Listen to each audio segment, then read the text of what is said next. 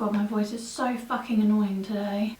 Oh, that's so attractive. Guys, would you believe that this is my second time recording this fucking video for you? I'm sorry I've got something in my throat, it's so annoying and I can't get rid of it. And I'm sorry, like, you have to listen to my annoying ass voice for the whole of this video. But what the hell? So basically I filmed a video talking all about my fertility, and because loads of you guys have been requesting it, and then I don't know what happened. I went to edit it and it wasn't there. The first minute was there, and then the end 6 minutes were there, and then literally everything in between just decided to, like, fuck you, I'm gone. Clearly I got depressed by the subject, so yeah. Trigger warning, I am going to be talking about stuff that's all like fertility, potentially not having kids, that kind of stuff. Everything, like, we're going to go into it, and so if that is an issue for any of you guys, please don't watch this video because it's not the one for you. So a little bit of background to me. I have been on the pill for, I don't even know how long, I can't do the maths, I think since I've been about 16. I've tried other stuff because I had irregular bleeding along the way. I think in my 20s I started to get like irregular bleeding, and we're talking like long ass periods. Girl, it was just too much. I ended up breaking up with a boyfriend over it. Well, I think he actually broke up with me. Classy. That's just because he couldn't get any. Since then, things have just been a bit weird. So I've been like trying to get to the bottom of it. Went to the doctors. Was put on a bunch of different things. Like I went on to Depo-Provera, which is like the progesterone only jab that you have in your ass. Not literally in your ass, just in the cheek. So I went on that, but there can be some complications with that. So I kind of didn't really want to stay on that for too long. My period started getting, I say, progressively worse. So I tried everything. I tried to basically just stop them. And eventually how I ended up doing that was I don't know whether it even was this that worked, but it seemed to, it was acupuncture. So if you guys ever have irregular bleeding, go for acupuncture because that seems to work. We are talking like long ass periods here. We're not just talking about like a few days late. We're talking about like this would last for months. For the last, I'd say, probably 3 years, because of my problems with my bleeding and everything else, I actually decided to come off of the pill. So I think I was on Glycagon, the last one. No, I was on Levest. Sorry, they all change. I swear it's just like which one they're trying to push at the time. Anyway, I was on the best, and then they put me onto, they were trying to put me onto the coil. And I was like, no, not having that. I'm sorry to anyone that has a coil, but it just freaks me out. Like, I do not want some screwdriver thing up in me. No, it's not even a screwdriver, but you know what I mean? It's like some plastic thing. Like, how? No, I just know. I know so many people that have had problems with them. Even my own mum. Like, I will not tell this story, but yes, there's been a lot of issues and I don't want to do that. I'm going to stick with natural stuff now. So now I'm actually on a birth control app called Natural Cycles, and you basically put a thermometer underneath your tongue every morning that takes your like basal temperature, and that somehow tells you whether or not you are fertile or infertile, and essentially whether you're on green or red days, and it tells you like whether or not you're protected or not and things like that. It doesn't protect you against STIs, I'm not saying that. Pregnancies can still happen, but it's a much better sort of thing for you, especially if you're in like a long-term relationship where you don't want to be on a pill or some sort of like, you know, is it prosthetic? No, that's like a fake limb. What do I mean? Synthetic. Sorry. Sorry. Jesus, take the wheel. I am not like functioning today. I'm so sorry.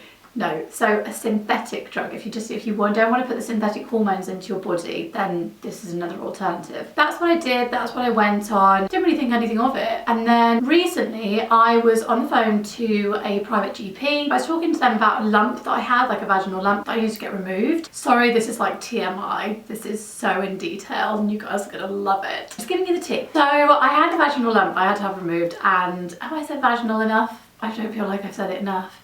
Vaginal lump. Just one more time for you guys. While I was on the initial consultation sort of on the phone, I mentioned to the nurse that the doctor that I was talking to, that I had irregular bleeding and that I had done for a couple of years at this point. And I was like, we are talking a long ass time, like we are talking, you know, the last one was like 147 days, then I had a day's break, and the one before that was something like 200 and something days. Like, we are talking a long ass time to be bleeding. No one should be bleeding for that long. So I was kind of like, you know, I'd been to the doctors about it, I'd just been fobbed off, and essentially they just told me not to worry about it. In terms of fertility stuff, they were like, wait until you're 34, then that's when we'll start to help. Bearing in mind now I have just turned 33, so I was kind of doing this when I say I was probably like late 20s, and I literally just got fobbed off. I was like, no, okay, everything's fine. So then when I spoke to this private GP, I was like, what the hell? Like, everything they told me was going to be fine, and it clearly wasn't. So she was like, oh, of course we can help you with the lump. vaginal lump. But we're more concerned about the other stuff that you've been telling us about. And I was like, wait, hold on a second, like, the bleeding, that's like nothing. I've been to the doctors, they said it's fine. And she basically was the one that pushed me to go private with it, and she was like, no, you need to be seen by a consultant, blah blah blah. So eventually I got a referral to go and see a consultant. I have private healthcare. I say eventually, it literally took like a couple of weeks. I think on the NHS you'd probably be looking a lot longer than this, and I didn't even know if they actually do anything, but you know, this was my story. So I went along and obviously dealt with the lump, had that removed, it came back as benign, everything's fine. Then the guy started talking to me about sort of my history and everything like that, and went into the irregular bleeding stuff, and he was like, I'm not happy about this at all, especially with your age, the fact you want kids, like it's just, there's a lot. So I basically had to have some blood tests done, and they were like hormonal type blood tests. I don't really know what they were. I probably have somewhere on my phone what they were called, but I have no idea. So basically it was like a full blood test for my hormones, and they came back and he was like, right, I need to see you. So I went back, went to get my results, and he was like, okay,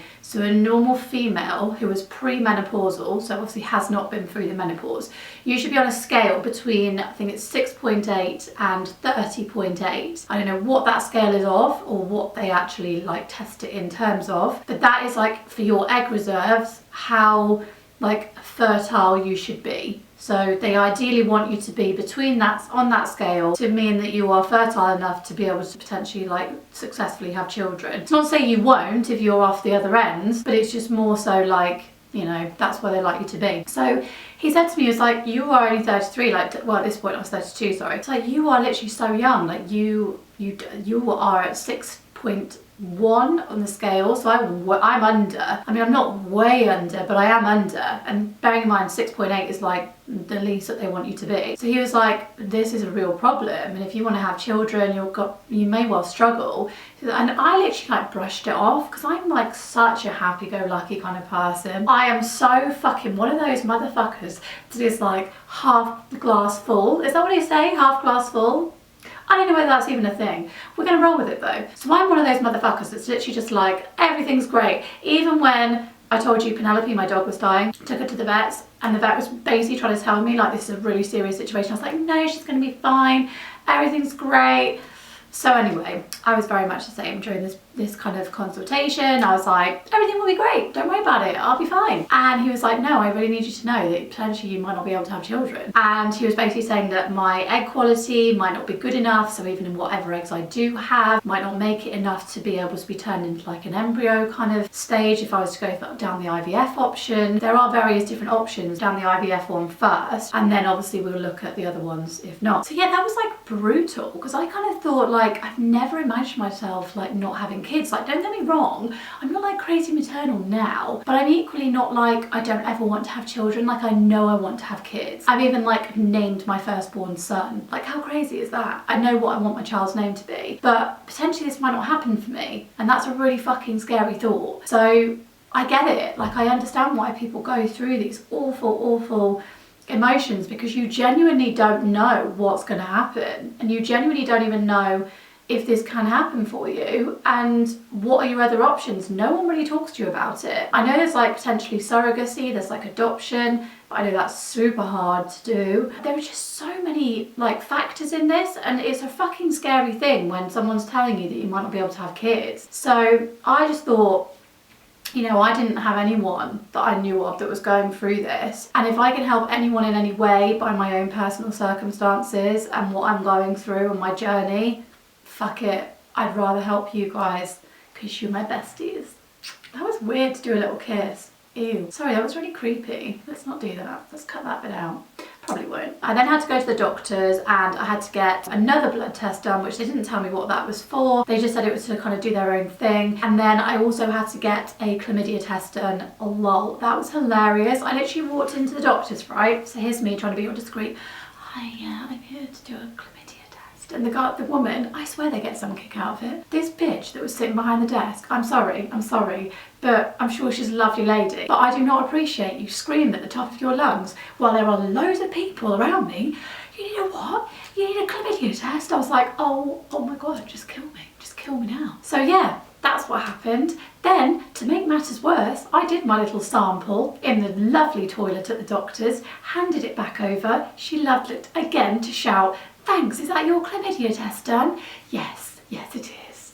Fuck you. Anyway, I digress. We do the sample. I then get a phone call. I was thinking things had gone pretty well. I was like, great, don't have the clap, which I obviously didn't think I did. And I was like, haven't heard anything, so I can move on with my little referral. No. So they rang me and they were like, we need to talk to you about your test. And I was like, oh no, like which motherfucker has done this? Like, I'm gonna kill someone from my history. I'm gonna kill someone from my goddamn past. But no, it was fine. They were literally like, it's okay, don't worry. Basically the lab has just had an issue. And so whatever, I don't know, whatever happened, like a bunch of tests basically were like, they went wrong. I don't understand what happened, but there was a problem at the lab. So she was like, you're gonna have to come in and do it again. I was like, oh my God. So I had to drive all the way back to the doctor's. I shouldn't be registered, but I am registered to my mum's home address. And I don't live there. It's fine, it's fine. Just don't tell anyone, don't tell my doctors.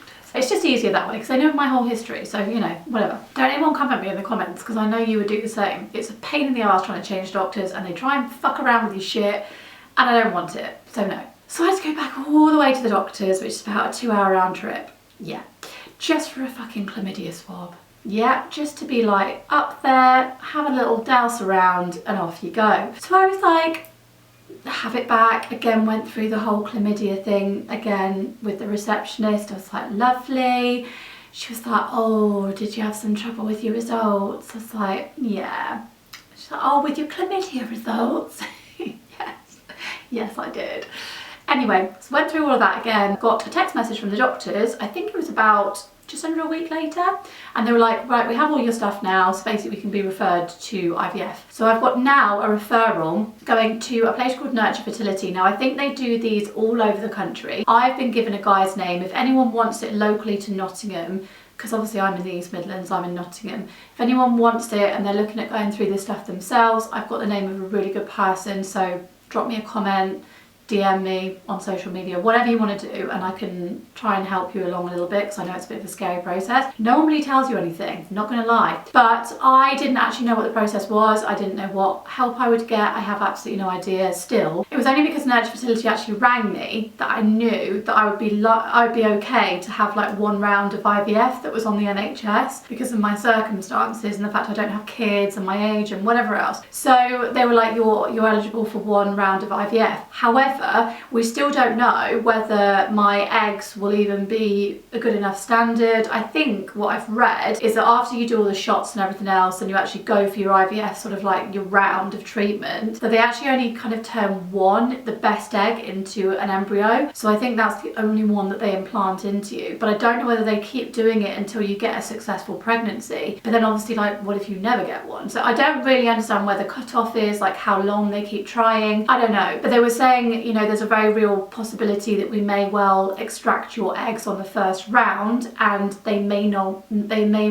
well not be a good enough quality to be able to even turn into an embryo, or they could turn them into an embryo or turn one and it might not even be, you know, it might not take it like to my body, as in my body might not take it. There's just so many things to, you know, talk about, discuss, whatever. So that's the stage that we're at the moment. I am going to have to go through a long ass journey of this. My partner's going to have to do the same, and that's all very tricky at the moment. That is a completely different story. So I won't go into that because I don't really know what wants to be said there. But anyway, in terms of me, that's what I've got to do, is I've got to be referred to this Nurture Fertility place. They've seemed absolutely incredible though, so if any of you guys are looking for somewhere to go, then definitely I'd say hit them up. I think they have them all over the country and they are absolutely amazing. The way that they've been with me has been so lovely and so kind, because I've just been kind of like, I have no idea what the fuck I'm doing. So yeah, just wanted to put that out there. So I will keep you guys posted. I feel like this camera's on the wonk. I'm really sorry if when this comes out I'm like this,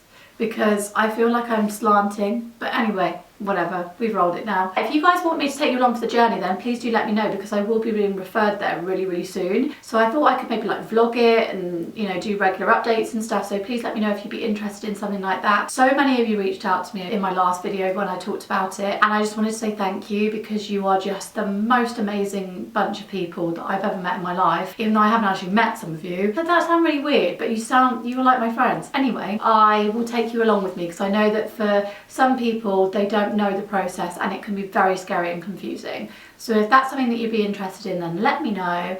And yeah, I'll take you guys along for the ride, warts and all. It's probably going to be a really fucking bad roller coaster of emotions, so I'm going to be like this. But I'm here for it. And let me know what related content you want below, and I will see you guys in my next video. Bye!